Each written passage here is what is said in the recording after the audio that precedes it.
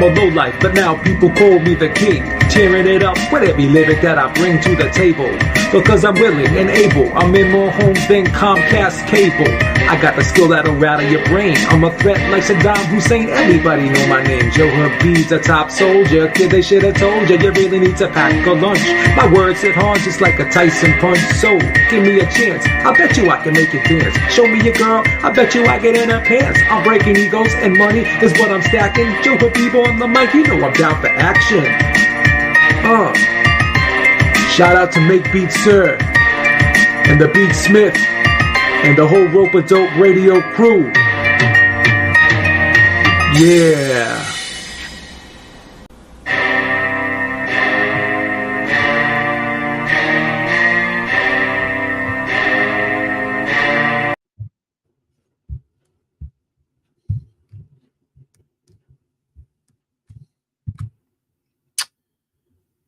All right, what's going on, everybody?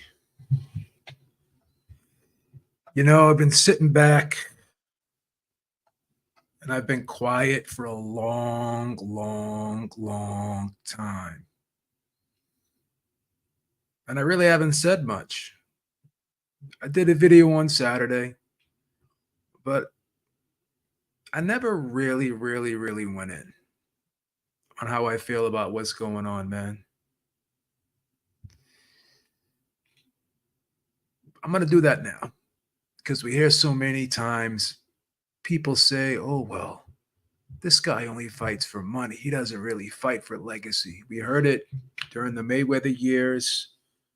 You know, we've heard it throughout the course of our time watching this sport. Whenever there's the guy who is the money guy, right? The top guy in the division, the so-called face of boxing. He's the guy that supposedly calls the shot. And then we have guys that are in their respective divisions who are so-called the money men in their division. Even though Tank Davis doesn't have a belt at lightweight, he's not undisputed like Devin Haney.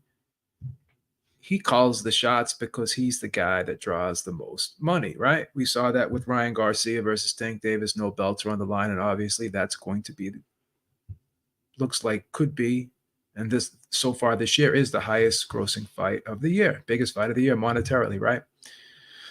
So what is legacy really, right? When you really, what's the true definition of the word legacy when you really look at it, right? Because if you look it up in the dictionary, basically what it is, it's what you leave behind, whether it be monetary or your estate, what you leave behind in a will to your family. That's the legacy you leave behind, right? So, you know, your parents pass away and they have an estate, and what they leave behind to the next generation, of which is their kids, that's their legacy.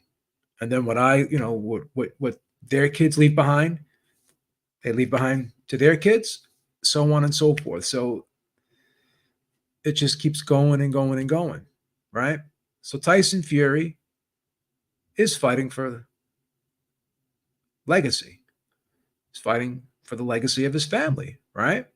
He wants to set up not only his kids, but his grandkids and his grandkids' kids.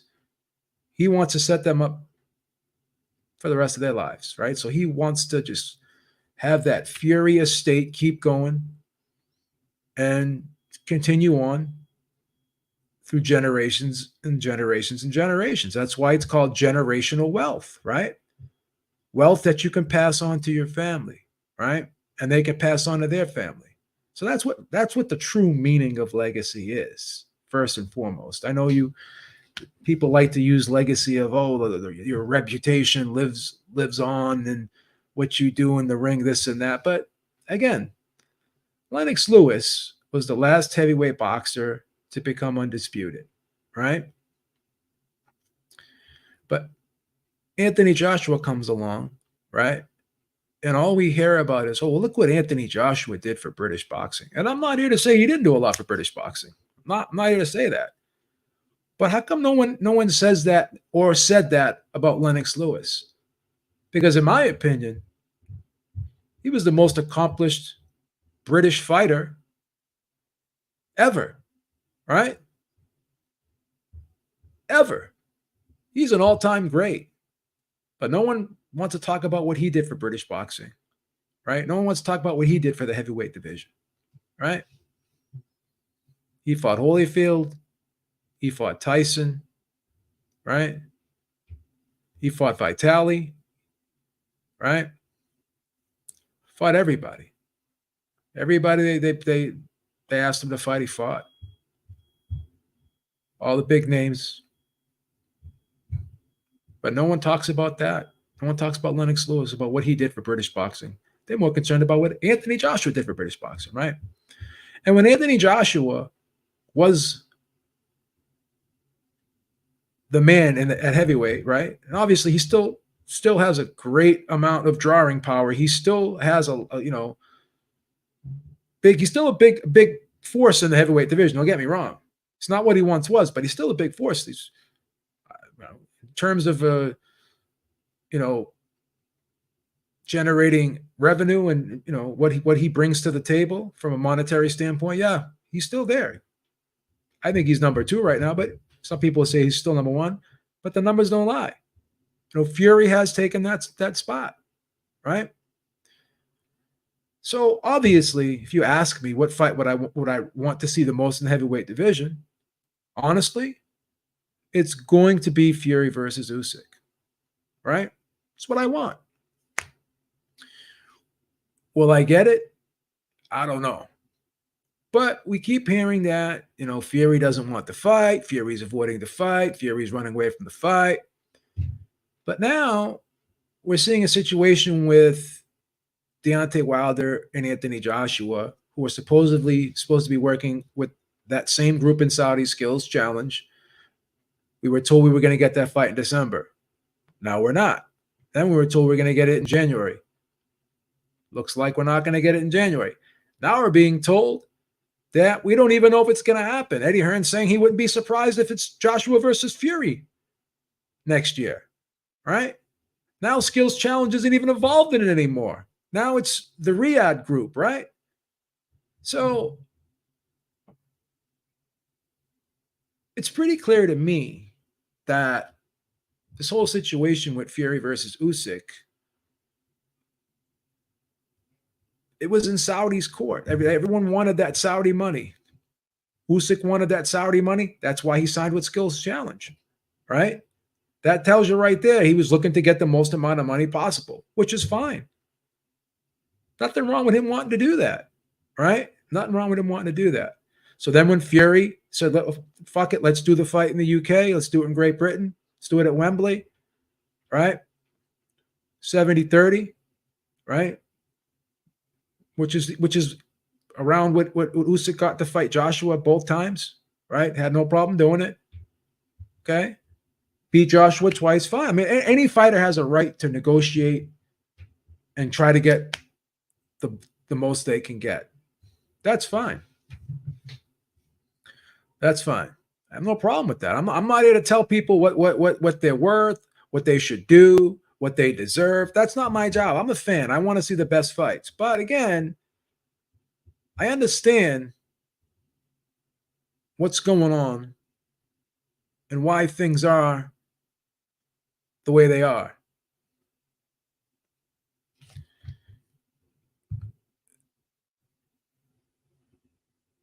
Yeah, I explained the definition of legacy, the true meaning of what legacy is. It's basically passing on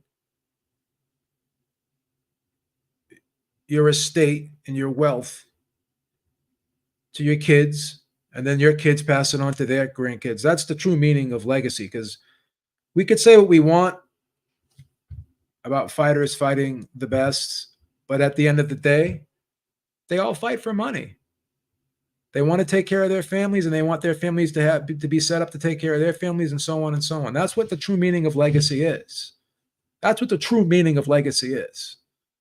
That's your legacy. The Rockefellers had a legacy. They had what's, like I said, going back to the word generational wealth, wealth that can continue to transcend and transcend and transcend and transcend, right? That's what it is, you know?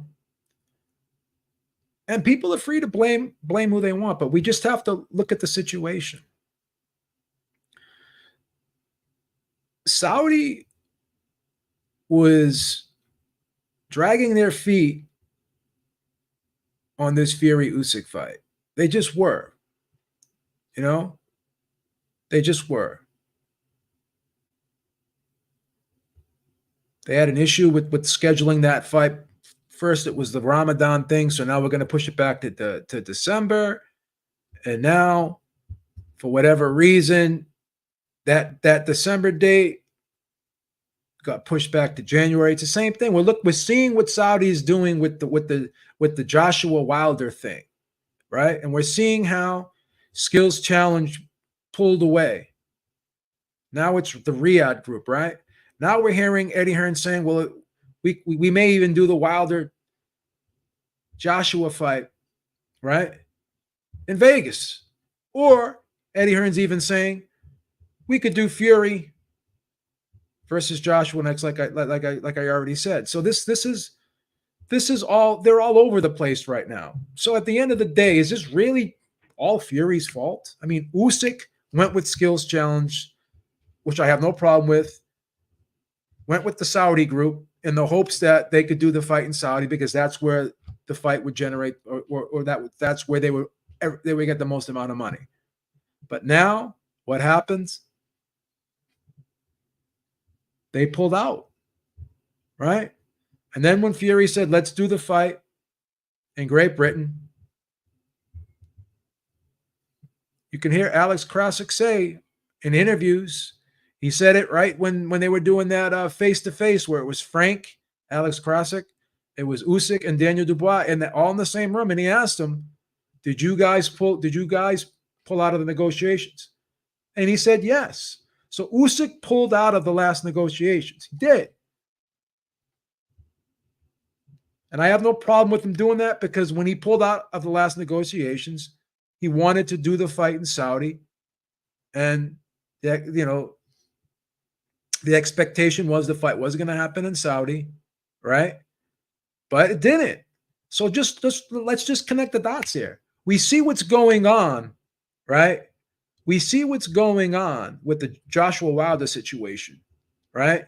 Eddie Hearn saying, yeah, they haven't given us a date yet. Yeah, both Wilder and Joshua have agreed, but there's no contract yet. You see how the situation is being handled by Saudi, right? With Joshua and Wilder. The same thing was going on with Fury and Usyk. And then Fury's crazy. He's a nutcase, right? I'm not saying Fury's going to be everyone's cup of tea. He talks a lot of trash. He contradicts himself. He's a hypocrite. There's many people like that in the sport of boxing, but Fury tends to wind people up more than most boxers do. I get it. You don't have to like them. You don't have to like them. You don't have to like them. Right? You can be angry. You can be angry. The Usyk fight's not happened. And just like anything else, we always have to blame somebody. There's always going to be one side versus the other side, right? There's always going to be two sides of the coin. You want to be on the Usyk side of the coin? Have at it. But the reality of the situation is, Bob Arum said it, Eddie Hearn said it, Frank Warren said it. They all wanted these fights, Anthony Joshua versus Wilder, Tyson Fury versus Usyk. They all wanted these four men to fight in Saudi. And Saudi never secured a date for these four men. They never drew up contracts for these four men. Everything was talk, talk, talk, talk. And Usyk his team did pull out of the negotiations with Fury, the last time when Fury's team said, let's do the 70-30. And then there was a situation with the rematch clause. I guess Usyk wanted 50-50 in the rematch. I heard it was 50-50. Then someone told me Usyk said if he wins, he wants 70-30 in the rematch clause. These are all rumors. I don't know what is what. All I do know is Alex Krusov said that we pulled out of the negotiations with Fury. And Fury's been getting on them, right? He's been demeaning Usyk. He's been very disrespectful to Usyk. And you could see that Usyk and Usyk's team, he's getting on their nerves. So at this point, they're saying like, fuck this guy now. Why should I accept 70-30 if this guy's going to treat me like a piece of shit? I get all that. I get all that. But at the end of the day, when you fought Joshua, you would get 30%. Most of the time, Andy Ruiz got like 20%, right? Both times, even after beating him. You beat Joshua and you still get the short end of the stick after you beat him. It's fine. Leverage is leverage, right? Lou DiBella once said, if you have leverage, you use it. Can't get mad at it, right? Can't get mad at it, right? It really isn't funny that Fury can make a fight with Ngannou in Saudi, but not Usyk. It's not really funny at all. If you follow the breadcrumbs and you connect the dots. Saudi maybe really never wanted that Fury-Usyk fight this year. And they chose to showcase Fury in a crossover fight with Ngannou because they believed it was a bigger fight. Fury's going to get a $50 million guarantee for this fight from what I'm hearing. I'm not going to confirm that. And Ngannou's going to get a $10 million guarantee. Ngannou's never fought in the professional ranks in his life. And he's making more money than Usyk got to beat Dubois. Usyk got $6 million. So apparently Usyk was supposed to have that big skills challenge behind him, right? But I guess Alex Krusov's promotional company, the fight went to purse bids, and they only bid $8 million for the fight. Right? So again, it all depends on what the market dictates. And apparently the market is dictating that Saudi wanted to spend $60 million plus for this fight. It is what it is. It's just the reality of the situation. So it's not funny how Fury can make the fight because Saudi made the fight because they offered him $50 million to fight a guy who's never boxed in his life. There's not one boxer on this planet that's turning down $50 million to fight a guy in his pro debut that's never boxed around in his life. Eddie Hearn can say whatever he wants. Oh yeah, I asked Joshua about it. He said he didn't want it. No. If a contract was put in front of Joshua's face and it had $50 million guarantee on it to fight Francis Ngannou, he is not saying no. I'm not saying no, and there's not a motherfucker in this chat that is saying no. Why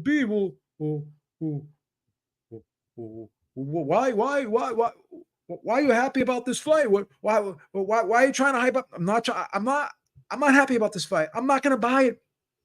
I don't like the fight. I want Fury Usyk.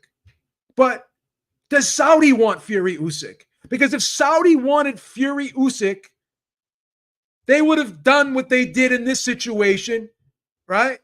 And put up the money and gave them an official written contract and put it in their face to say, here it is. They never did that. They never did that. So if you want to blame anybody, right? You want to blame anybody, blame Saudi. They were the ones that were selling the pipe dream. They were the ones that were saying, oh, we want to put all four on the same night. They were the ones that kept pushing the dates back. So if they're doing, if you look at what they're doing with Joshua versus Wilder, you don't think they did the same thing? It's pretty obvious they were doing the same thing with Fury versus Usyk.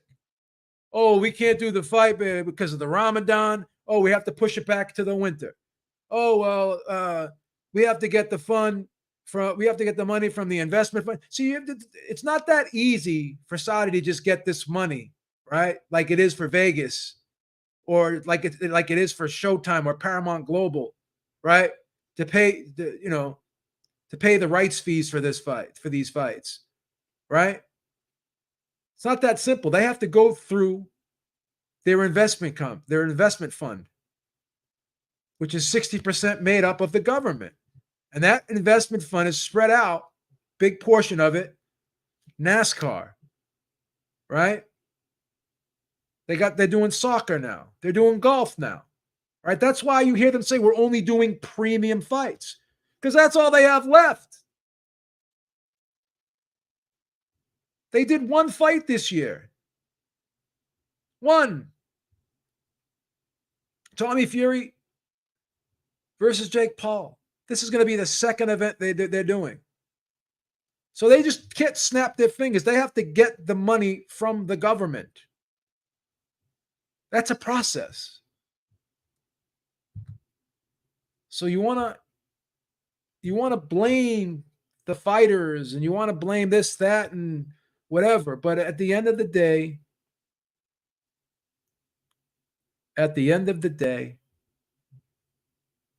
it's all about the money, and it's always going to be about the money.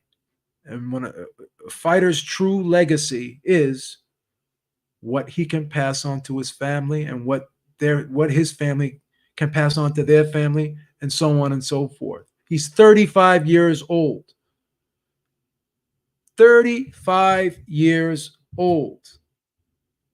Okay?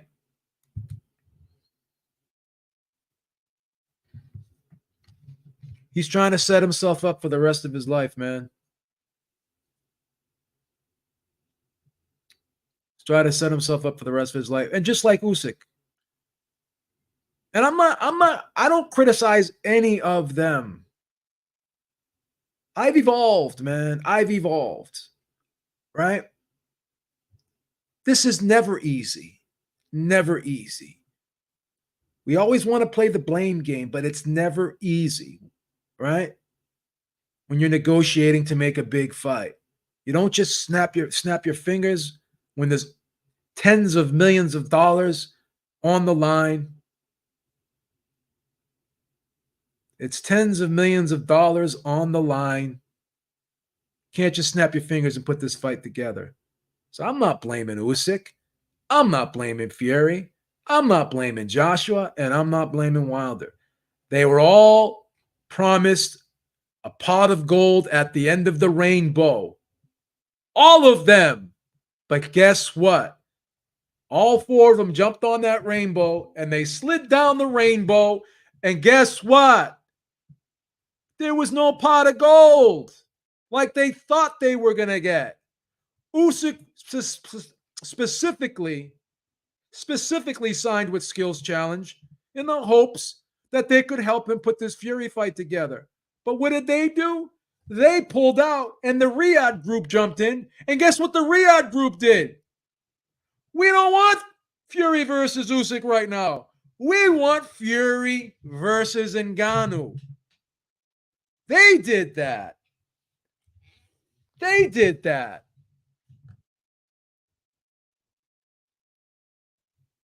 Is anyone going to turn down $50 million to fight a guy who's never boxed around in their life. Is anyone going to do that?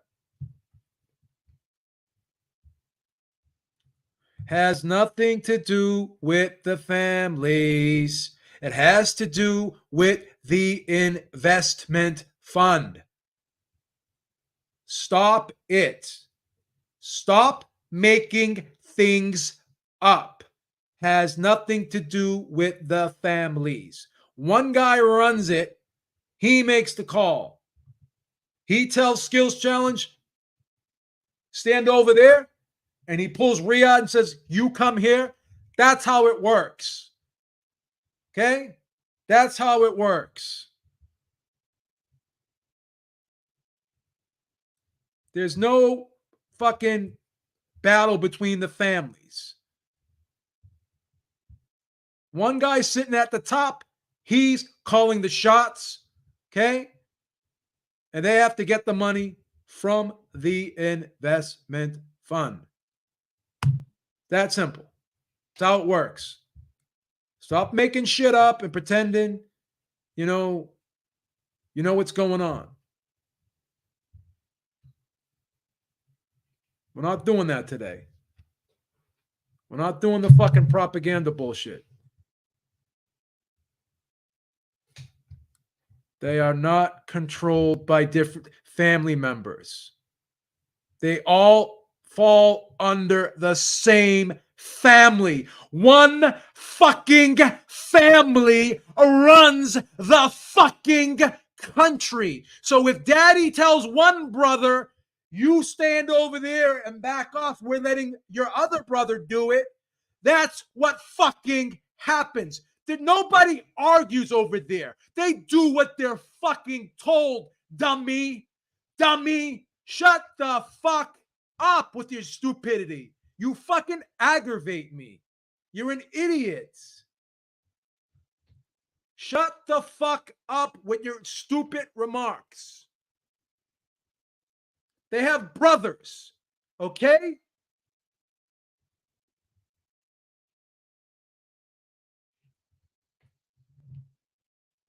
The Crown Prince runs everything. He determines what brother gets to do what. It's that fucking simple, dummy. Oh, yeah. The Crown Prince is going to he's going to fight with the brothers. No, it's a fucking monarchy, dummy. It's a fucking monarchy, you idiot.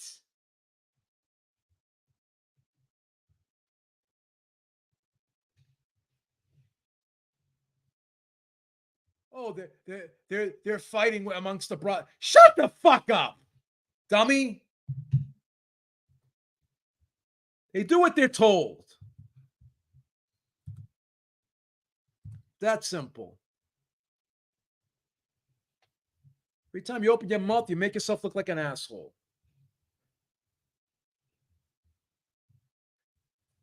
Shut up. Shut up. It's not a power struggle. It's a monarchy. They do what the Crown Prince says, dummy.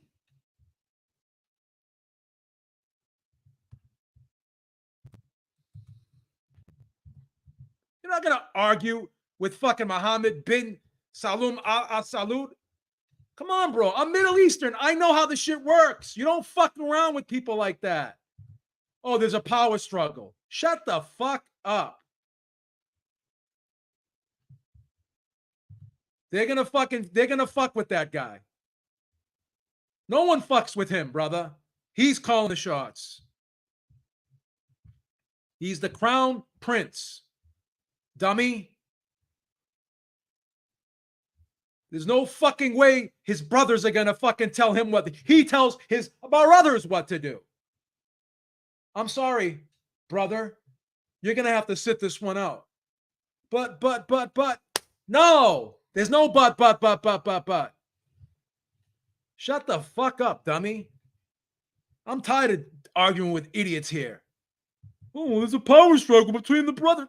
Shut the fuck up. What is this, a reality show? What an idiot.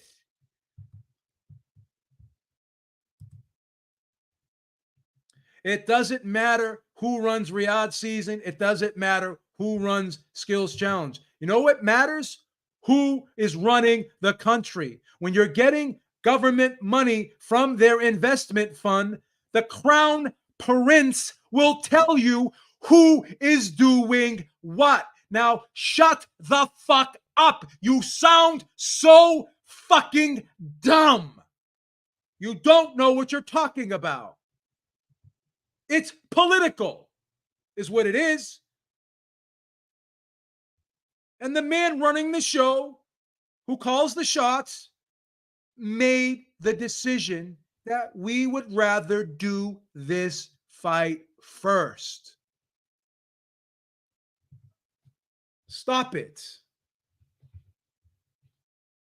You want something to be a certain way. Listen, I want Usyk versus Fury to happen in December. That's what I want. But we're taking emotion out of it. And I know I'm screaming and yelling, and I'm telling you I'm taking emotion out of it. I'm telling you, I'm saying to take emotion out of it, but I'm the one screaming at the top of my lungs, acting like a fucking nut. But that guy just triggers me, man. There's a level of stupidity, right? There's just a level of stupidity that someone can reach, and I just can't tolerate it. Yeah, because I'm a fucking nutcase.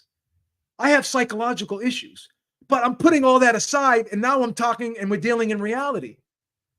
The reason why Fury versus Usyk is not happening is because everybody waited for Saudi, and Saudi threw a curveball and said, "We don't want to do it this year.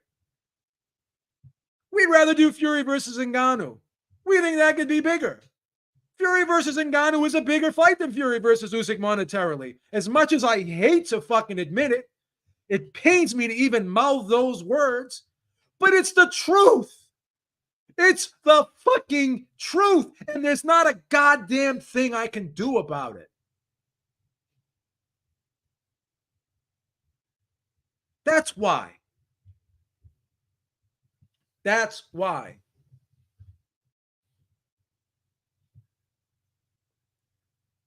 This is what the Crown Prince wanted, and that's why it's happening. That's why it's happening. It's that simple. I don't want it. But there's no way if I'm Tyson Fury, I'm turning down $50 million for this fight. This is no way. Why do you think Eddie Hearn's not like Eddie Hearns has said nothing negative about this fight? Nothing. Because he understands it. He understands it. Now he's talking about we may not do this fight.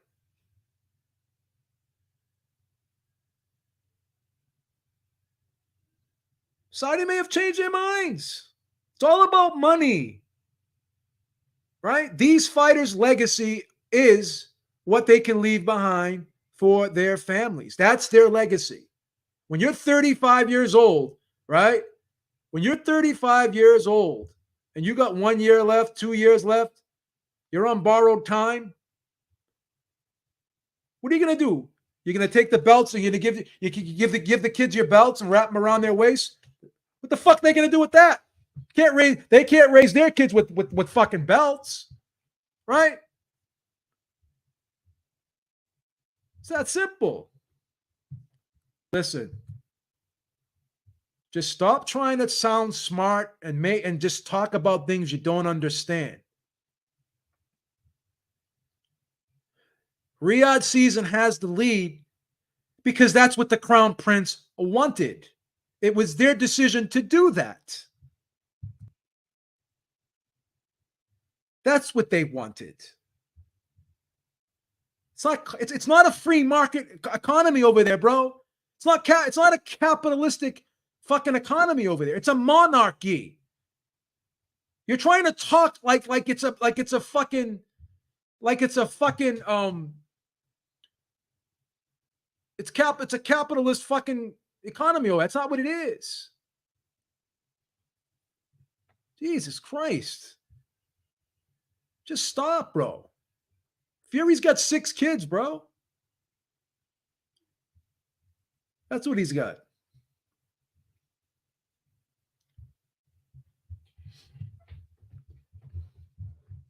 Crown Prince wanted this. How many times did you hear Fury thank the Crown Prince? They thanked the Crown Prince 50 fucking times. Everybody.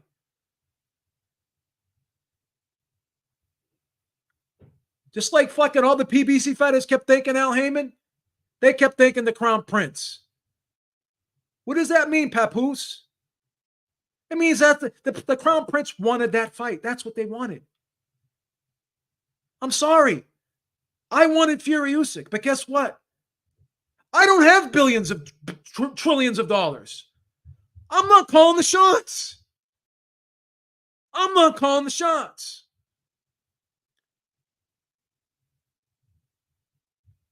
Joshua told you he was fighting for money. Usyk signed with Skills Challenge, right? In the hopes that he could fight Fury in Saudi instead of Great Britain. Why? Because he wanted money. I'm not faulting anybody. Nobody likes money more than me. I love money. I love money. I don't have a problem with anyone wanting to make money. As a fan, I don't like this fight. As a fan, I'm not going to watch this fight. As a fan, I'm done with these crossover fights. But I can't sit here and try to I can't sit there in good faith and say I don't understand why it's happening. You know? I can't sit here in good faith and say to myself, there's not one fighter on this planet that would not have taken $50 million to fight a guy who's never boxed a round in his life. And I don't even know if he's getting pay-per-view. I don't even know if it's just a flat fee he's getting. I don't know. I don't know if he's got a side deal with ESPN or if ESPN, I don't know. I don't know how this whole thing is going to play out. But I'm hearing he's getting $50 million. It's a lot of money. It's a lot of money. He may even be getting more. I don't know. But Francis Ngannou was getting $10 million. Right? And Alexander Usyk, a guy who's won gold medal in the Olympics, undisputed at cruiserweight, unified heavyweight champion, right? Heavyweight, right? He got $6 million for his last fight. Now, Usyk's got paid some good money for the two Joshua fights. Don't get me wrong. Usyk's made a good living. It's fine. But Usyk just defended his titles against a mandatory challenger. And he got $6 million for that. And Francis Ngannou is making in one fight more than he's ever made in his UFC career. Probably more than he's made in two UFC careers, if I'm really being honest. And if someone is going to pay for that, then that's you want to blame anybody on why this is the way it is. Blame the Saudis. Just blame the Saudis. Because if the Saudis were never involved in this, in my own humble opinion, if the Saudis were never involved in this at all, Fury would have fought Usyk. He would have fought Usyk in Great Britain. He would have.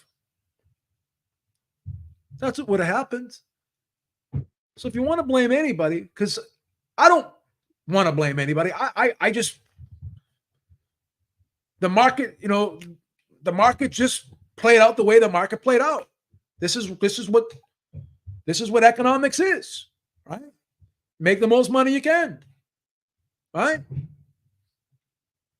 It's basic economics. I'm not blaming anybody. But if we're going to look at why something happened, why this happened the way it did, right? So you blame the money man. Okay, you want to blame the money man. Who gave him the money? Who gave him the money? Who is the one?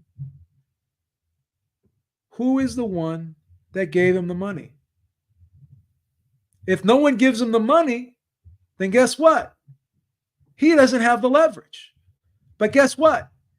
If he keeps getting paid $50 million, $40 million, $30 million, and everyone else is getting paid $6 million, Joshua got paid $8 million for his last fight, right? I'm sure if he fought Dillian White, he probably would have got more, right? But he ain't getting $50 million to fight Dillian White. I'll tell you that right now. So the market dictates what the market dictates. I don't make the news. I just report it. It's that simple. That's what it is. So you can blame Fury all you want, but he's the money man because somebody is giving him the money, right? So if someone doesn't give him the money, guess what? Guess what? If someone doesn't give him the money, then he's not the money man. Right? So he was given the leverage. He was given he could have had 17 million to fight Fury. Right? That's what they said.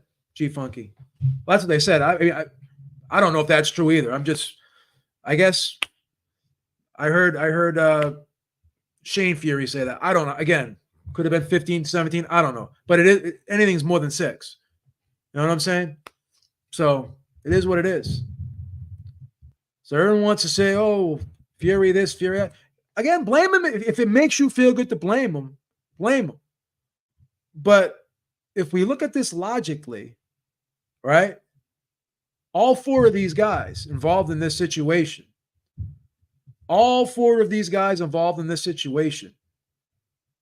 you got one guy who's 35. You got another guy who's 34. You got another guy who's going on 38. You got another guy who's going on 37. These guys are closing out their careers, right? They're all fighting for legacy, right? But they're fighting for the legacy of their families, right? They're fighting to pass on their wealth to their families. They're fighting for the future of their families. That's what legacy is, as I keep saying over and over again. That's the most important legacy any human being can have, what they can pass on to the next generation of their family and what their family can do for their family. Well, what do you care about? It's not what I care about. It's what reality is, right? Doesn't matter. I don't get what I want all the time. I don't wake up every day happy.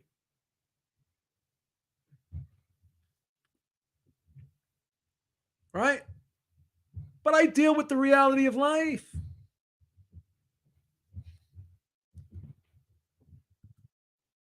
Again, we can play games all we want. He should make offers. Why is he going to make offers? Right? Why is he going to make offers when he's not the guy with the checkbook? It's not how it works. Chris, I know we've been going back and forth with this, but the reality of the situation is Saudis never put up the money for either.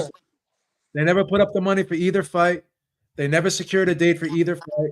And the fight that they ended up wanting more than anything at this particular time was Fury versus Ngannou for whatever reason.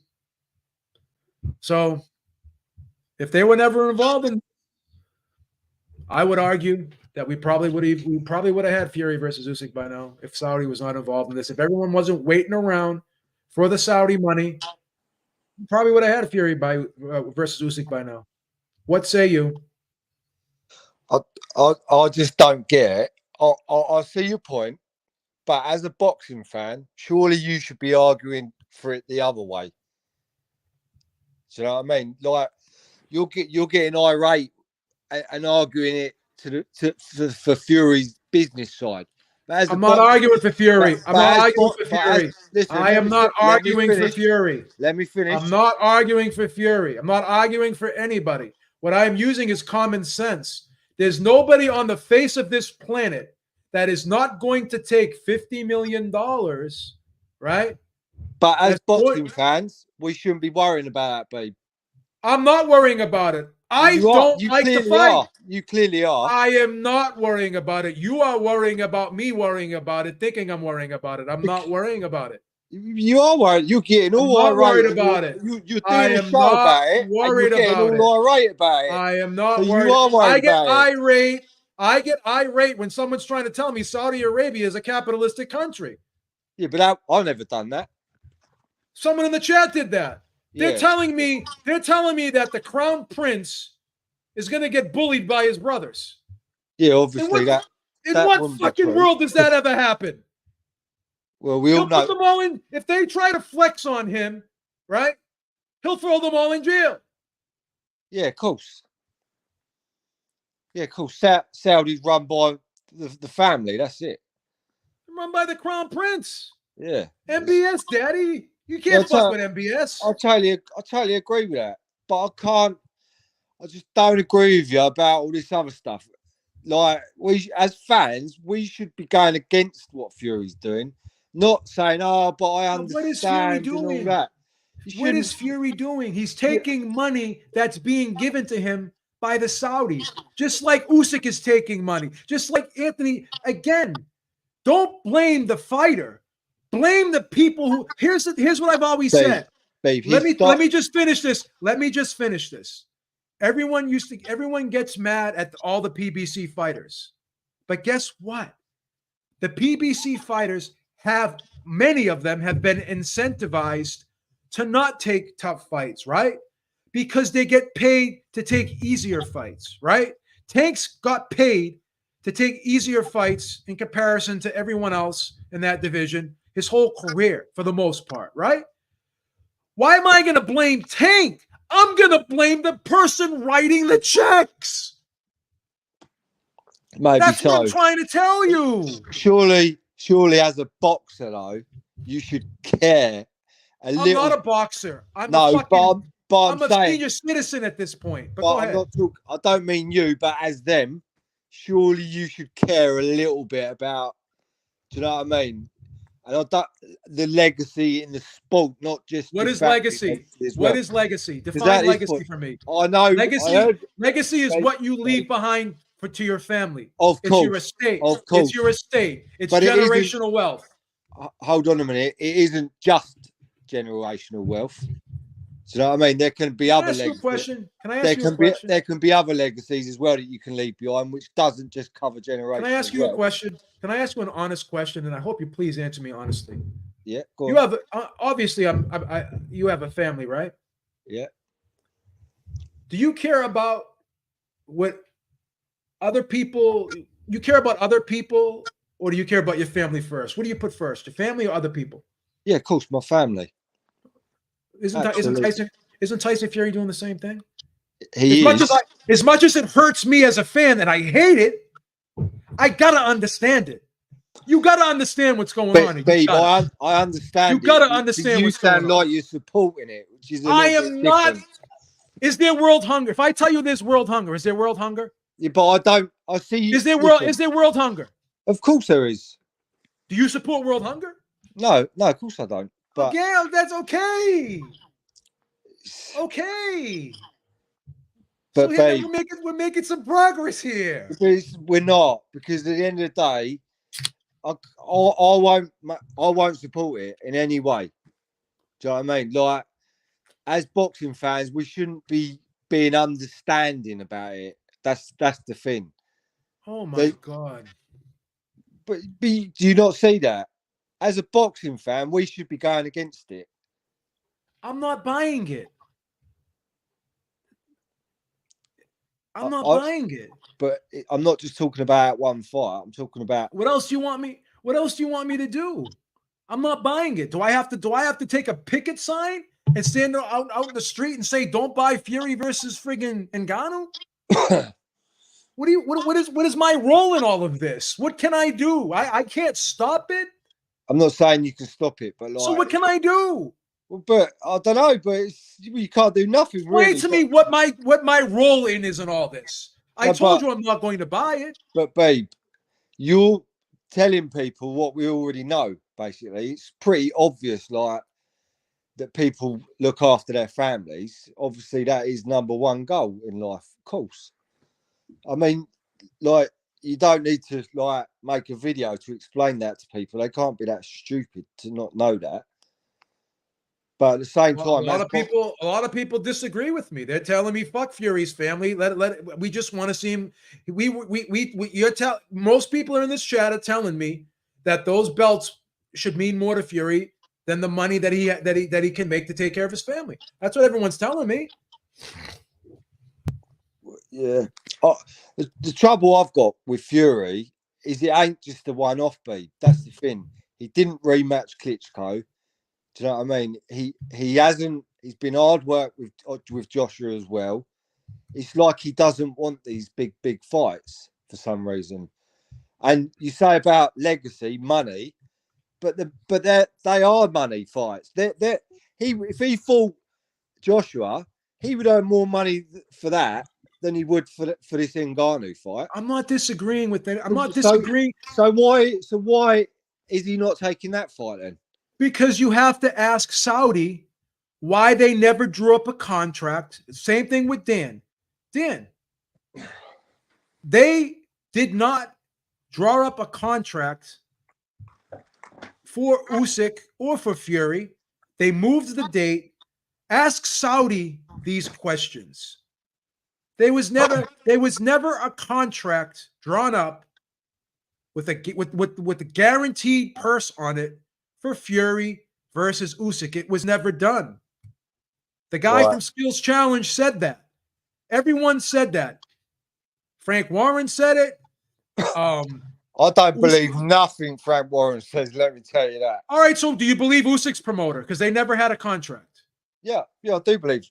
No, there was nothing. So, Dan, you could be. I'm not saying that there was. I don't know if there's. Saudi could turn around tomorrow and say, we'll give you 70 million to fight Usyk.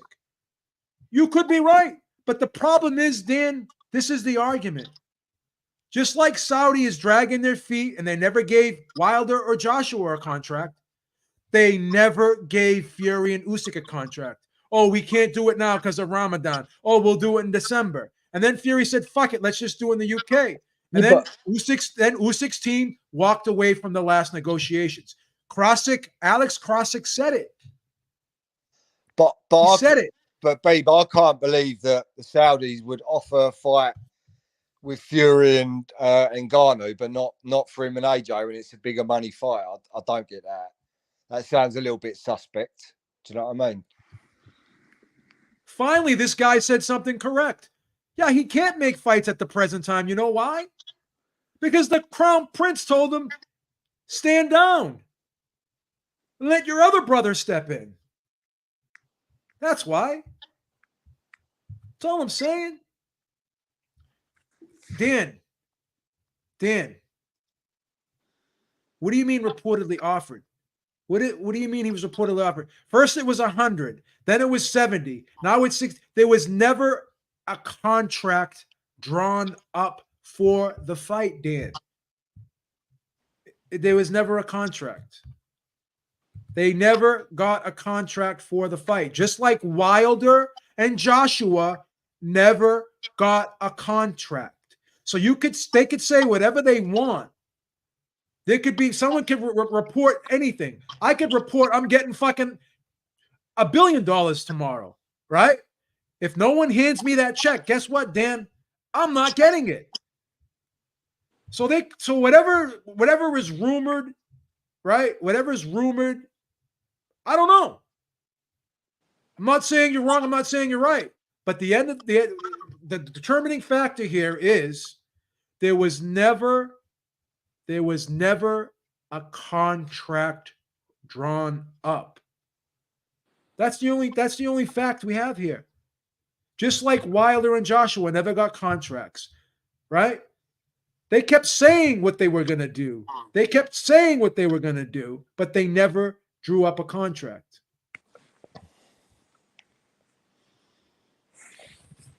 They never drew up a contract. Never. They never drew up a contract. Bob Arum said it. They wanted to change the date.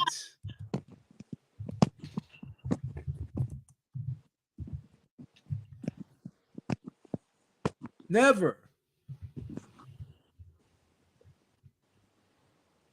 It's that simple. They never drew up a contract. Did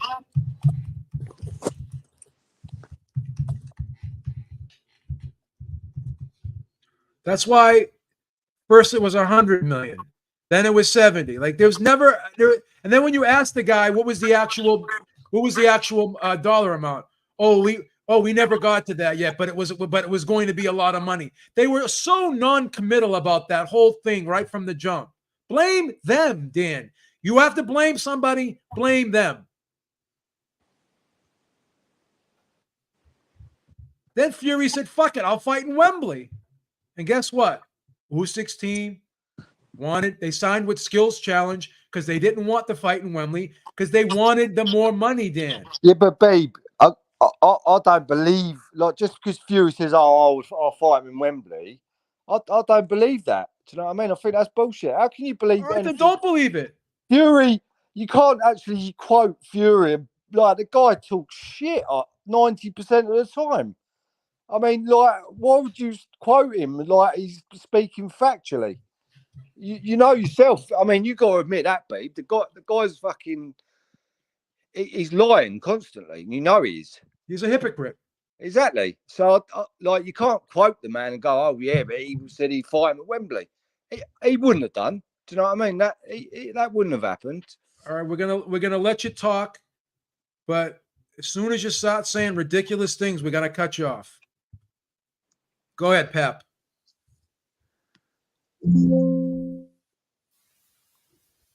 Go ahead, Papoose. All right. Well, I'm here, Joe. Can you hear me? We'll let you go. I mean, let me ask you a question. How do you turn down a fight that you never had a contract to sign for? Well, it's funny. I mean, how can we not put this together? Can you hear me? They already strung us along for a year with Wilder versus Joshua, right? And Eddie Hearn says they never drew up a contract. Yeah. So and then when you ask the Skills Challenge, well, how much was the offer for Fury? Oh, well, we never really gave him a solid number yet, but we were prepared to offer him a lot of money.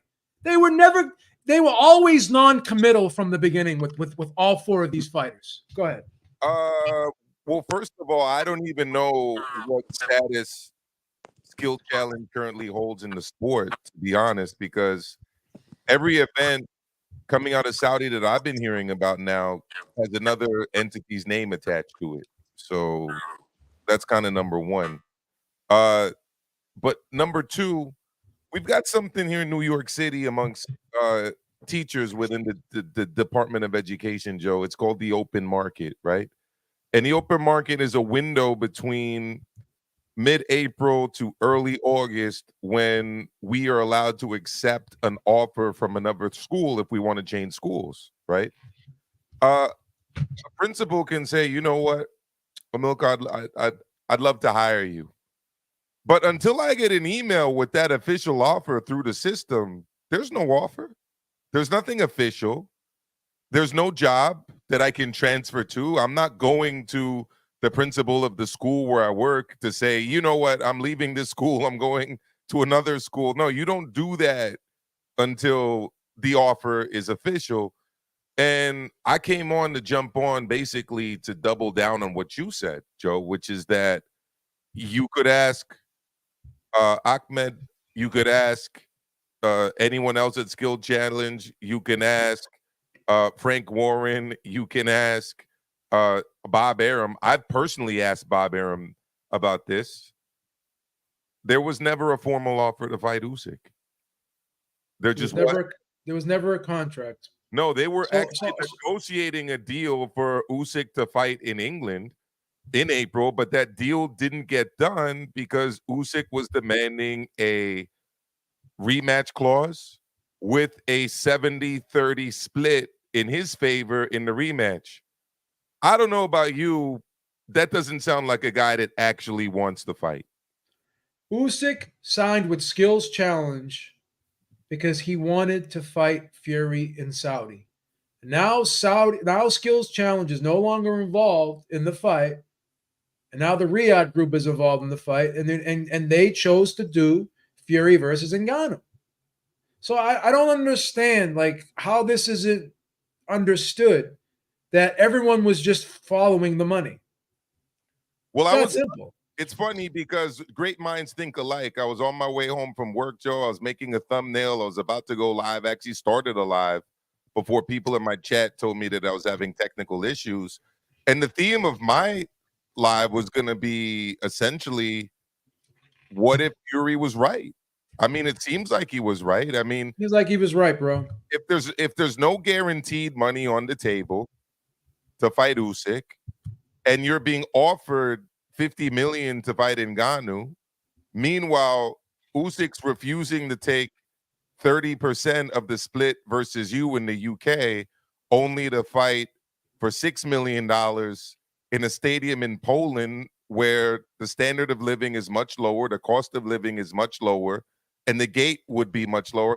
But Maestro, he made $15 million. Remember we heard that over the stream on Saturday on Sucker Punch? No, he didn't. It's very easy to know how much Usyk made in his last fight against Daniel Dubois because there was a purse split. There was a purse split, and his share of the purse split was $6 million. Okay? That's number one. Number two, how much is he going to make against his other mandatory, Filip Ergovic? I would venture to say less. And the reason I say less, I'm repeating what I said Saturday for anyone who didn't hear it. At least Daniel Dubois brought the UK television audience into play. That carries with it economic value. Talk to me about the Croatian television market for fights, Joe. Talk to me about that television market. Talk to me about the significance of this fight in Split, Croatia, or in Zagreb. I'm sorry, it's not what it is in Manchester, in Birmingham, in Scotland, or in of course London. So, you know, it's very interesting to me. It's very clear now that everything was wishy-washy. And what's funny to me about it is this, Joe. I'm going to leave it at this, and then somebody else can chime in. Do you remember about 5 years ago, 6 years ago, 7 years ago, we'd always get these news feeds about these Mideast fights, right? With these astronomical purses for Pacquiao or for whatever other fighter to fight in the Mideast. How many of those fights actually came to fruition? Not many. No, I would venture to say pretty much none. I mean, the biggest fights they've hosted in Saudi thus far are the rematch of AJ Ruiz, the rematch of AJ Usyk, and a Jake Paul fight. I'm sorry. I'm taking the Ngannou money if the offer is official, and I concede my time. That's it. Papoose, you got your mic squared away? What's up? Can you hear me okay? Yeah, go ahead. Yeah. I don't know why you're getting so emotional for. I wasn't disagreeing with a lot of what you're saying. So I'm going to make this short because it's well past my beauty sleep time here in the UK. So I'm going to make this just very, very, very quick. Do you know what I mean? So it's as simple as this. There is clearly some sort of power struggle going on around who can run fights out of the PIF. It's not true. That much is clear. Riyadh season, the Beep, can I just talk? Just let me talk. The Crown Prince runs the. See, here we go.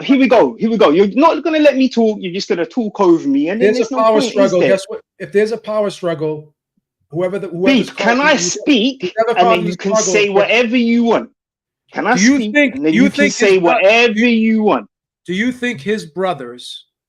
Beep, can I speak? Beep, can I speak?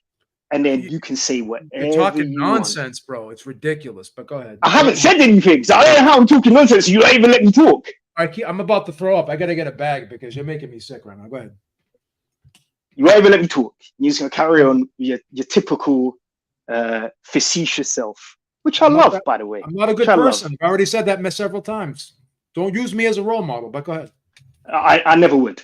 Anyway, there's clearly a power struggle going on. Riyadh season as an entity is an annual event. Last year, they put on a massive football event between PSG and Riyadh 11. They've done loads of stuff every single year to promote essentially a tourist period across like 6 months in Riyadh. Suddenly now, they're doing let's call it a combat sports event. But specifically, they've decided to swap out Usyk for Ngannou. Now, why would they do that when Usyk is essentially one of the country's fighters? He's signed to Skills Challenge. If we're saying it's a dictatorial monarchy and there's only one person in control, then they could make the Usyk fight just like that. That could be the in Riyadh season, if what you're saying is true. There wouldn't be any issue, would they? They could just go, okay, start of Riyadh season, October, let's make the fight. They chose not to do it because this is a bigger money fight. That's the answer. I mean, how is this so fucking hard to understand? I'm not saying it's not a bigger money fight. Have I disputed that? You're answering arithmetic. But Beef, I've not disputed whether or not it's a bigger money fight. The point I'm making is Skills Challenge as an entity now has what it looks like very, very little control. So there is clearly some sort of power struggle going on. Where Prince Khalid cannot make the fights that he wants to make or the events that he wants to make, and somebody else can. And that's all I'm trying to say. That is. Why do you think that they were told to stand down? No, because that's what the Crown Prince decided. I can't say that. I can't say it's what the Crown Prince decided, because I doubt the Crown Prince is involved in any of it in terms of decision making. He just nods his head and that's it. Your question is very easy to answer. Your question is very easy to answer. You know what a monarchy is? Go ahead, Maestro. It's honestly not that deep. Riyadh season is an annual event that takes place in Saudi. They wanted a big event to commemorate this large gathering. It's winter extravaganza. And yeah, all correct. The organizers of this event are obviously not hardcore boxing fans, okay? And they would rather see the former UFC heavyweight champion against the current WBC linear heavyweight champion of boxing. They don't look at it the way a lot of boxing fans look at it. Casual fans don't care about Usyk's belts. They don't really care about Usyk, for that matter. That's why Usyk just had to fight in Poland for $6 million. Not disputing any of that, Maestro. No dispute from me. So all it is, I don't even see it as a power struggle. I just see it as Skill Challenge hitch themselves to the wagon of Usyk, because that wagon is holding on to the WBA, the WBO, the IBF, and the IBO titles. The problem is that to the majority of casual boxing fans and the type of people that go to Riyadh season, none of those things matter. Those things matter in the world of boxing and boxing business decision. They don't matter in the world of Riyadh season, of Saudi Arabia, which puts on F1 and puts on Live Golf, which just merged with the PGA and puts on WWE events. I mean, the person walking in to the Riyadh season is probably just as much interested in seeing Fury versus what's that guy, Braun Strowman, that he fought there before, as they are Usyk. I mean, it's really not that difficult. Ngannou has a bigger name globally. That's why there was a bidding war for his services after he left the UFC. I'm not going to get into that, whether or not Ngannou has a bigger name than Usyk, because I don't want to create a big debate around that. I'm not going to I mean, I'm not dispute it or agree. I'm just going to stay out of it. All I'm going to say is if Skills Challenge still had the ball, then Usyk and Fury would have got made.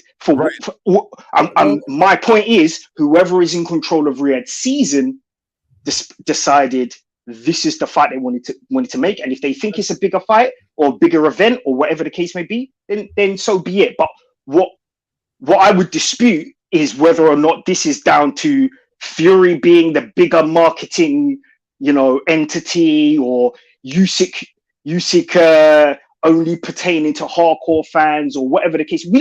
All I'm saying is we don't know the reason why whoever is in control of Riyadh season decided to do this. It's very simple. We don't know. It's conjecture. We don't know. We don't know. And that's my point. That's the power struggle that they have. No, it's very simple. It's very simple. Because if Usyk was worth 50 million, they would have swapped out Usyk for Fury. They would have put Usyk in Fury's place, and he would be fighting Ngannou right now. It's very fucking simple. Thank you. And what I was going to add to that, Joe, Jesus Christ, regardless of what fucking Christ, regardless of what people think about AJ, AJ has crossover appeal, at least in the UK, not in the US. Regardless of what people think about Fury, Fury clearly has crossover appeal. He wouldn't have gotten a Netflix reality TV show if it weren't for it. They wouldn't be selling his speaking engagements up and down England and into Scotland and even into Spain to the British expat community there if he didn't have this kind of crossover appeal. He wouldn't have his Christmas albums and his duets with Robbie Williams and all of this other stuff. The fact is, the fact is, Usyk is a hardcore fight fans kind of what's funny, fighter. Maestro? You know what's funny, Maestro? Let me just say this. You and I were not big Tank Davis fans, right? We don't like him, right? Personally. We respect him as a fighter, but have we ever questioned his marketability? Oh, he's got crossover appeal. He's got like when he sits down and and negotiates with somebody, he is the fucking A side from 135. No one can fucking dispute that. So is this about your problem with Fury being in the driver's? Like, does it bother you that Fury's in a position? I've said nothing about that. At no point in my however many minutes I've been on here have I said anything about. You just said this isn't about Fury being a draw. Of course, it's about Fury being a draw. Why would they give him 50 million if he wasn't? But Fury was going to be in the fight, whatever.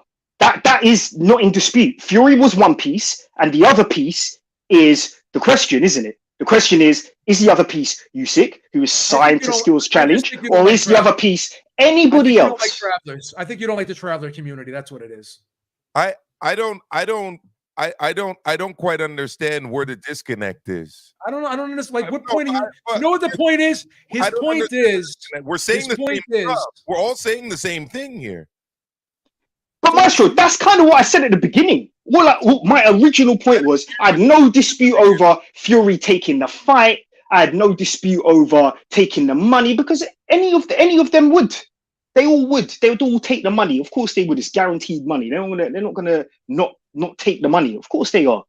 My question was over why did it happen that Usyk was swapped out? And from the stuff I've read about Prince Khalid being in charge of Skills Challenge and then Riyadh season taking a different direction with things. Okay. You can go and read Sports Business Journal, Sports Intelligence. There's lots of media, actual media publications, and what we call the B2B news about this happening, because there's a lot more to this than we think. There's a lot more sponsorships coming. There's a lot more things happening in the background around this. So why is that? No, but look, I gotta get. There's a reason behind that. But go ahead, Maestro. Tell me. Look. We just got to get to things kind of one at a time, right? You said that it's really just between Fury's opponents. It's either Usyk or it's Ngannou, and you want to know why Usyk got swapped out for Ngannou. Well, to me, it's not that difficult. As you always hear said in sports, in politics, in war, follow the money. The money says that we're going to put the money on Ngannou, not on Usyk. The money says Okay. I think that, and it's pretty much been said, I think Joe alluded to this earlier as well, it's not just an issue of Prince Khalid just cutting a check. It doesn't sound like he even wants to use his own personal money to finance these events. It sounds like when they're about to stage a fight, they go to the investment fund and they say, look, we'd like to put on this fight. Let's get some seed capital into this. And the people holding those purse strings at the Saudi investment fund said, you know what? We want to put on Fury versus Ngannou. Who's in charge of the investment fund, Maestro?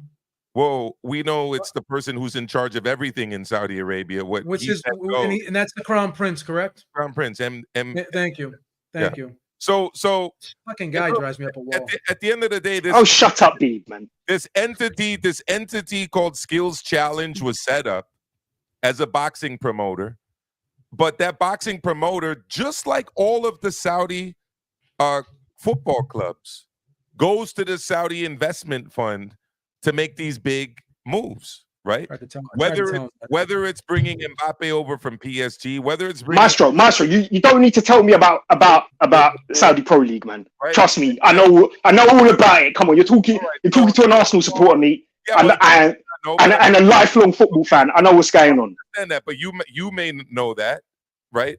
And as a lifelong football fan myself, as the son of someone who played for West Ham growing up, I understand football myself, and I'm explaining it for the people in the chat, right? Cristiano Ronaldo is in Saudi, right? Neymar's in Saudi. These other players, they're trying to take over the Saudi. They have to go into this investment fund to do it. So Skill Challenge, just like these football clubs, has these big payments towards these big name athletes approved by the investment fund. And the investment fund, this is my way of thinking, you guys don't have to agree, said, look, if we're going to take this amount of money and put it on an event, we want to put it on at Riyadh season because this is an important investment for us. And investments are guess what? The investment fund is intended for. And now that you mention it, yeah, we want Ngannou, we don't want Usyk because Ngannou brings in more money. Different audience. You're going to get a whole UFC audience. You're going to get a younger audience, right? You're going to get a global audience. And last thing, Joe, when they put on, you remember that this bid, right, that outbid Queensberry, because it looked like Queensberry was going to win the bid for Dubois and Usyk. And Tyson Fury even joked that Usyk would be making small change compared to what he would be making fighting him. That he was going to make small change fighting at the Copper Box. Do you remember? Right? Yeah. So they probably went to the investment fund and like, you know what? We can win this for $6 million. They're like, $6 million? Okay, really? Is that it? Okay, we'll throw you some capital for that. But then they're probably saying to themselves, this guy's not really that big of a star. We just outbid Queensberry with $6 million. Clearly, this guy isn't the guy we want to sell this event. It was probably AJ that was selling the event for us before, not Usyk. This is a $6 million fighter. We want a bigger name than a $6 million fighter. Bring us that former UFC guy. Let's go. I like the way you used the word probably there because it's all conjecture, and that is the main thing I wanted to make clear, that we can't just say the king decided this is what's going to happen, because I don't think he makes any decisions. I said I don't. Crown Prince. Okay, sorry, Crown Prince. Okay, cool. What's not? You gotta learn how it works. But he has advisors. He has his brothers around him. You know, I doubt he's involved in such decision making because it doesn't. He's involved in the investment fund, sir. Of course, he's involved in the PIF. Of course, he's involved when it comes to what I would assume are huge, massive investments in terms of, for example, the entire event itself. But when it comes down to picking the individuals, I doubt he's involved, because he would be advised, this is who we want or this is who we don't want. Now, what I would challenge, Maestro, is about the value or the return on the investment, because they're not looking for a return on the investment. It's just about visibility, and it's about creating the biggest splash that they possibly can. So I don't think they're looking at it. I don't think they're looking at it. Now, hang on, shut up. I don't think they look at it and go, "Oh, it only costs $6 million to get Usyk on a fight in Poland versus Dubois." They're not thinking that way. Just like they wouldn't think, "Oh, Ngannou hasn't fought in 2 fights, and his biggest pay-per-view ever was about half a million against a Frenchman." Like, they're not thinking that way. They're not thinking that way. But you just said it yourself. It's about exposure. So you know then that when you are a promoter of a fight, you control the aspects of that fight. You control the international broadcasting rights for that fight. You don't really think that they know when they're promoting that fight the little bit of interest that there is globally to see Usyk versus Dubois? You don't think they realize that? You don't think more people globally are going to watch this fight between Fury and Ngannou than they would Fury versus Usyk? You don't think that how much did they make? Yeah, no. I do actually think more people will watch Ngannou fight because it's a crossover. That's all it is. It's not because of Ngannou's. It's not because of Ngannou's status or profile. It's purely because of the intrigue behind it. That's all it is. Because he's an MMA fighter up against a boxer. That's all it is. Why would there be intrigue behind it? Because of the name value of both participants. No, it's not Ngannou's name. It's because he's an MMA fighter. Jesus Christ. Okay, so then why didn't Dillian? So why is he fighting Dillian Dennis then instead of fucking? Why didn't they bring in some scrub MMA fighter then? Why did they bring in the former UFC champion? The last one who never lost the title in the Master, you're making this real easy for me. Who is the only free agent available at the moment that has any sort of gravitas that they could bring in? They ain't bringing in Gary Goodridge, are they? Do you know what I mean? Like, come on now. But you just said it didn't matter that it was Ngannou. That all that matters that it's a crossover fight with an MMA guy. Yeah, because there's a lot of people. There's a lot of people that don't even know who France. You know what we're realizing right now? Yeah, because there's a lot of people that doesn't even know who Francis Ngannou is. You're just arguing for the sake of arguing. That's all. You just want to disagree with one of the greatest. Just like there's a lot of people that don't know who Usyk is. You just want to argue with one of the greatest YouTube analysts of all time. Just say it. Beep, I'm not even addressing you because Maestro is the brains here, not you. So, That's not going to work. Why would I address someone? Why would I address someone who's an emotional wreck like you? Start swearing, cussing, running their mouth over a very intellectual debate. It takes one to know one, doesn't it? You just contradicted yourself with every sentence you uttered. You just admitted that Ngannou is the more popular fighter compared to Usyk. So that's why they're putting this. But at what point did I say that Usyk was more popular than Ngannou? I never said that. What I said was, if they wanted to do Fury against Usyk, it would be a massive event as well. We're talking about undisputed. There's many millions of people that would watch it simply because they know it's the undisputed heavyweight championship of the world. No one cares about that. Casual boxing fans, casual sports fans would watch it. Just like casual sports fans, casual combat sports fans are going to watch this because it's a crossover fight. All right, can I make a point here? So by your logic, Usyk has 3 belts. Fury's got 1 belt. So why is Fury more popular if the belts matter? What the hell are you talking about?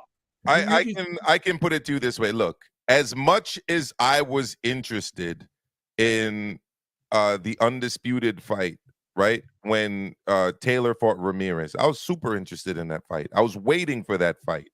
Joe can tell you as well. We were both really looking forward to that fight. Having said that, more people, for whatever reason, at least here in the US, were interested in Mario Barrios versus Tank Davis for a Reggie belt at 140. Okay? The belts don't always mean shit. casual. They What mean they nothing mean now. to us, the hardcore boxing fans. That's not in dispute, Maestro. But what is at the epicenter of the sport and transcends a lot of cultural divides? The heavyweight boxing division, and who is the ultimate king of the heavyweight boxing division? Hasn't been for a very long time. If you look at the pay-per-view numbers of fights over the last 2 decades, the majority of the big pay-per-view blockbusters of events have been actually in and around the welterweight division. That's just a fact. Then you have the Canelo.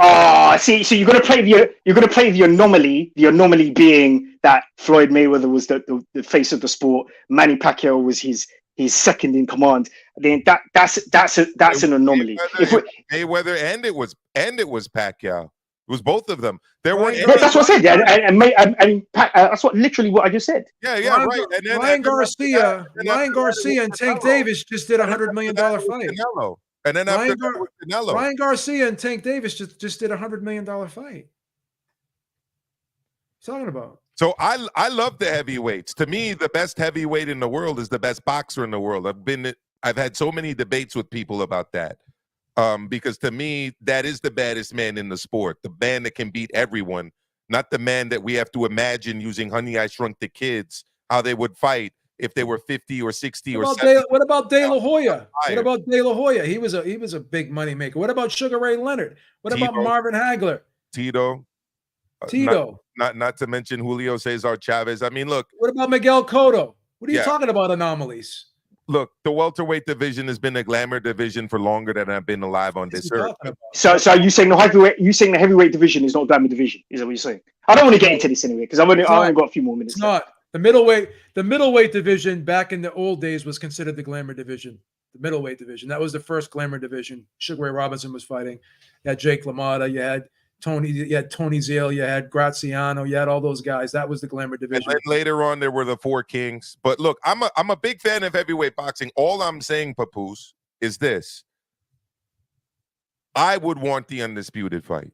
You clearly want the undisputed fight. So do I know for a fact that Joe would want the undisputed fight because I've and but we're not going to get it, and that's not what I came on to argue about. That's not what I came on to debate about. That's not what I came on to share ideas about. That's not my point.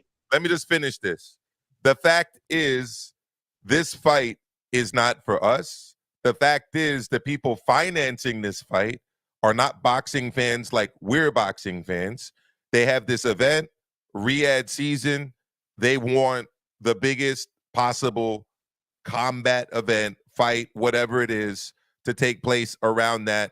And I know it hurts the Usyk fans to hear this, but Usyk just isn't that kind of a star.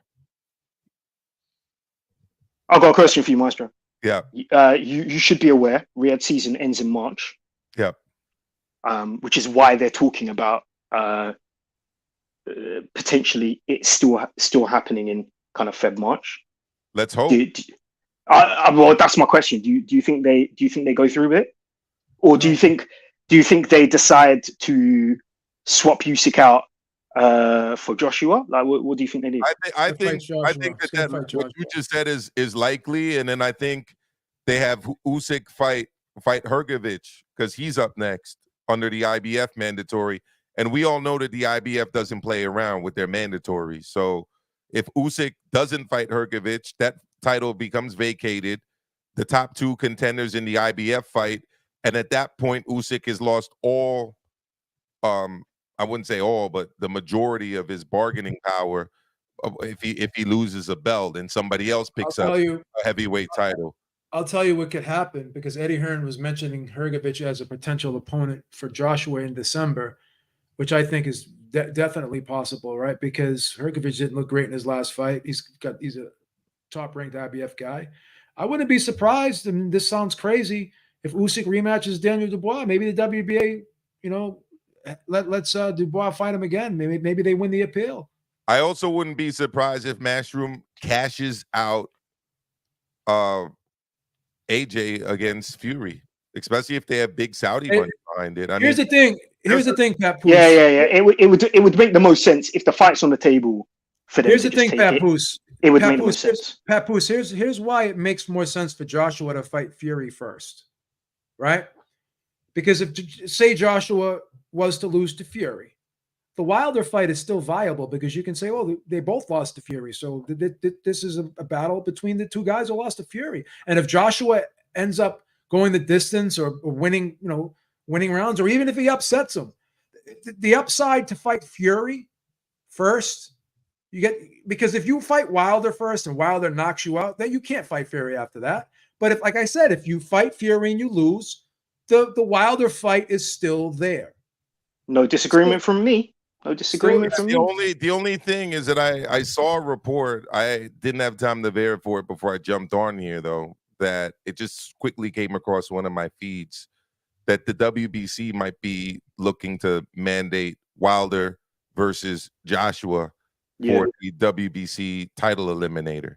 So that would throw us a spanner in the works. It would, but they could just ignore it, just like Ruiz and Wilder just ignored it. Yeah, so what I would say is that it would make the most sense for Skills Challenge to be able to wrestle themselves back into control, because originally it's not about control. Originally, the plan was for all four of them to fight on one event.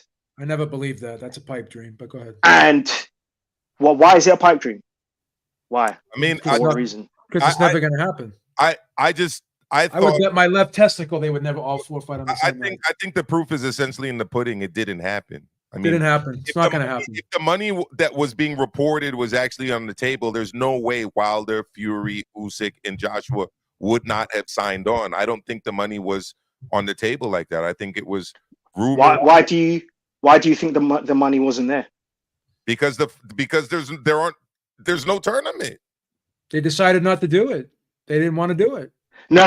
My question, Maestro, is you said the money was not available. So do you think they didn't see the value in it, or you said the money? Yeah, the money wasn't on the table. Do you think that they didn't see any value in it? Do you think because the money is of no object? Let's say they wanted to give them, I don't know, the rumors were between 65 and 100 million a piece, between the four for each of them, which is nothing. You're aware of the deal they were going to offer Salah, like that. It pales in comparison to what they were going to offer one guy to play football for 2 seasons. How much? Well, I was just about to bring up Ali Tihad, because how much are they going to pay him? How much are they going to pay him? That's the whole point, Joe, that I'm going to bring up. Every week, the money that was rumored kept going up. So my guess is that the football club obviously doesn't have that kind of money. They don't have a TV deal. They're not selling enough tickets to generate that kind of money. They have to go to the Saudi investment fund. Saudi investment fund says, okay, you can offer Liverpool this. Then they offer Liverpool that, and Liverpool's like, no. Then they go back to the investment fund and they say, well, you can offer them this. It could have been a similar thing with Skill Challenge and with the investment fund, in terms of them not seeing the value in putting on 4 heavyweight fighters in one night for those kind of reported purses. It makes no sense to do that. No, I'm sorry. Like, we're not going to do that. We can put on other events that cost way less money. We could bring the WWE over here for a fraction of that, and it would get just as much interest. I mean, but why would you put 4 of them on the same card when you can have 2 blockbuster events? Why would you put all 4 of them? It never made sense. It made sense to me, because they want to do historic events that essentially live forever and bring essentially eyeballs and therefore tourism to the territory. Right, And but that would be something that's Why never, not have ever two? been done Why not before. have two memorable events? Why not have two memorable events instead of just one? Because it's something that's never been done before. That's the whole point. That's why they would want to do it. Don King used I to do shit like that all the time. I personally don't think it's that much about tourism. I think it's more about sports washing. I know multiple people that have been to Saudi. Do you know why they've been to Saudi? Because they went there to make Hajj. You know, Yeah. Saudi has a non-stop influx of people visiting Saudi to visit, Mecca, Medina, etc. every single year. Absolutely. For me, it's mostly about changing the image. They don't want to be associated with Jamal Khashoggi. They don't want to be associated with the genocide in Yemen. They don't want but the tourism is a part of that, saying that this is a destination for Westerners, for Western events. You don't need to be worried about people getting their heads chopped off in embassies and all that kind of stuff. That comes later. We got to get the sports washing aspect done first. So there's a lot of negativity about. They pretty much funded the civil war in Syria. They sent foreign fighters over there to fight against Bashar al-Assad.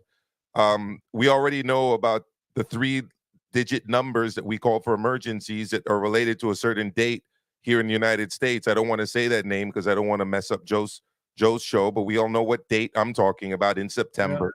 Yeah. It's actually today. Actually, I was just about to say, man, it's today, bro. They want to clean up their image. I think we can all agree on that. I just don't think that 4 fights in one night was seen as a sound economic investment for them. And at the end of the day, it never happened. And we all know that they have more than enough money to make it happen if they wanted it to happen. It didn't. That's kind of what I'm saying. If they want it to happen, then it will. Yeah, if they wanted it to happen, it would happen. I mean, that investment fund is worth nearly $1 trillion US. I mean, if they wanted it to happen, it would have happened. I just don't think they saw value in it. That's just where we disagree. You know what they really saw value in? Ngannou versus Fury. On October 28th, they got the best heavyweight of all time that's ever breathed oxygen fighting, man. That's all they care about right now. After Lennox Lewis. He's the second best, but they got the best heavyweight of all time fighting on October 28th, man. There you go. So I'm gonna get up out of here. But Papoose, it's been great seeing you here and talking to you, and I hope you continue to support Ringside Reporter Live. And he never supports this channel. Nah. I'll never support this channel. You're all right though, Maestro. You're all right. I'll see you. He hates this channel. You're all right, Maestro. What team do you support? What team do you support? Football wise? Yeah, football wise. Well, I grew up in an Arsenal household, but it's very difficult for me to support Arsenal. I kind of grew up like in Crystal Palace. I still like Crystal Palace. Both my teams. It's not the most popular team to mention, but that's a team that I like because I'm a South London guy at heart.